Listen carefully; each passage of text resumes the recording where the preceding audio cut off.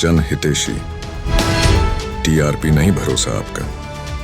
आज P-1 day है और सभी 374 बूथों के लिए पोलिंग पार्टीज इकट्ठा हो गई हैं।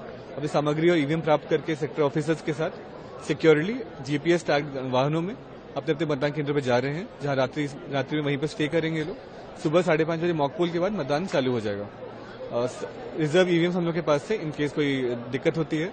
सभी मतदान केंद्रों पर वेबकास्टिंग की फैसिलिटी है और सभी मतदान केंद्रों में मूलभूत सुविधाएं भी हैं। पीने के पानी की व्यवस्था है, टॉयलेट की व्यवस्था है, सारी चीजें इन प्लेस है। तो आप लोग से अनुरोध है, आप लोग अधिक से अधिक संख्या में आएं और इस देश के महापर्व का हिस्सा बने। मतदान केंद्रों की तैयारी हो गई है, एक्स्ट्रा पोलिंग पर्सनल भी डिप्लॉयड है, आपकी सहायता के लिए वॉलंटियर्स डिप्लॉयड है। हर मतदान केंद्र पे गाड़ियां हैं ताकि जो लोग मतदान केंद्र आने में असमर्थ है उनको सहयोग किया जा सके। हेल्प डेस्क पे हमारी बीएलओस तैयार है, तो सारी तैयारी इन प्लेस है और मुझे उम्मीद है आप लोग अधिक संख्या में आएंगे और मतदान प्रतिशत के सारे रिकॉर्ड इस पर रांची विधानसभा में टूटेंगे। देखिए, पहली बात तो उनके घोषणा पत्र पर किसी को कोई भरोसा नहीं है। पिछले साल भी उन्होंने पिछले जब चुनाव हो रहा था उस समय भी जारी किया था और उसमें से आप सब लोग पढ़ लीजिएगा तो कुछ भी उन्होंने पूरा नहीं किया। तो इसलिए वो जितना भी जारी किया है, किसको क्यों विश्वास करेगा उनके घोषणा पत्र पर। तो इसलिए हम तो ये कहेंगे कि भाई वो एक प्रकार से वो तो कह सकते हैं कि भाई झूठ का एक बड़ा पुलिंदा है। अब उनके ऊपर भरोसा आखिर कौन करेगा।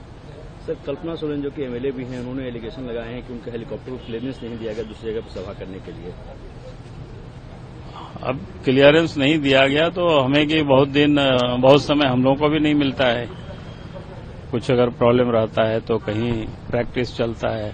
कल हमारे भी कई एक लीडर जा नहीं पाए, उधर मीटिंग निर्धारित था क्योंकि मिलिट्री का जो वायुसेना का कुछ प्रैक्टिस चल रहा था उसमें।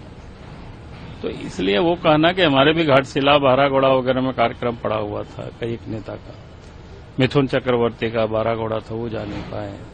तो ऐसा कई लोगों का होता ही, समझना चाहिए। वो तो शेड्यूल है, वो चुनाव के कारण वो अपना शेड्यूल को लोग चेंज नहीं करते हैं। बिल्कुल वही जादू चलेगा और अब जहां चुनाव हुआ करेंगे वही जादू चलेगा, क्योंकि प्रधानमंत्री नरेंद्र मोदी जी ने राजनीति की दिशा बदल दी है।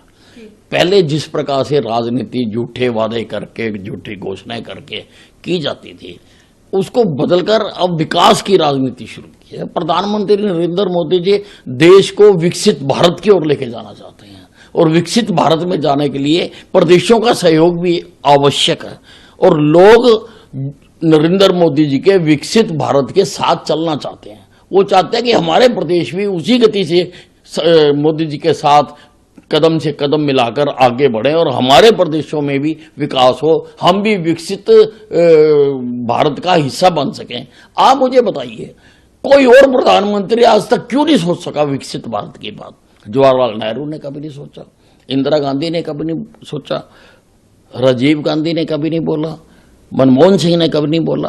केवल नरेंद्र मोदी जी ने ये सोचा कि हमारे से भी बाद जो देश आजाद हुए थे वो विकसित हो गए, जो मूलभूत सुविधाएं थी वो सारी वहां पर मिल चुकी हैं, लेकिन हम आज भी बिजली, पानी, नाली, सड़क, सफाई के लिए संघर्ष कर रहे हैं।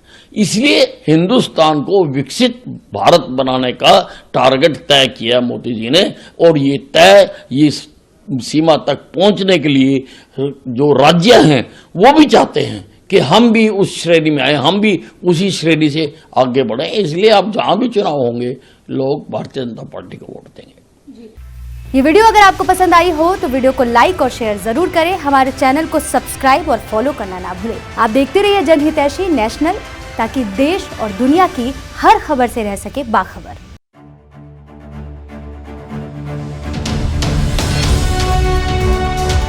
जन हितेशी, टीआरपी नहीं भरोसा आपका।